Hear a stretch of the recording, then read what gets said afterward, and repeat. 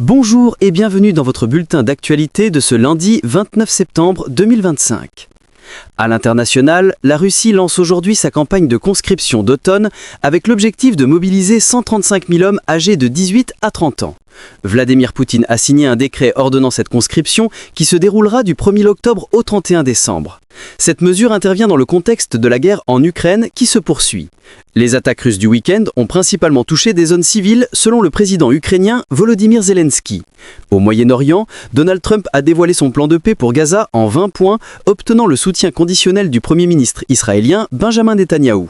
Le plan prévoit un cessez-le-feu, la libération des otages et des prisonniers palestiniens, ainsi qu'une gouvernance transitoire supervisée par les États-Unis.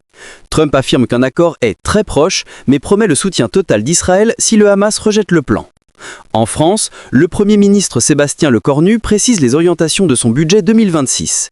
Il se dit favorable à des baisses d'impôts en faveur du travail et souhaite ramener le déficit public aux alentours de 4,7% du PIB.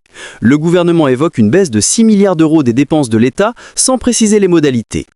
Autres actualités, un travailleur a été irradié par l'accélérateur de particules Aglaé du Louvre, l'incident le plus grave observé depuis 17 ans. Le procès de Rachida Dati pour corruption est fixé en septembre 2026 après les municipales. C'était votre bulletin d'actualité du 29 septembre 2025. Bonne journée.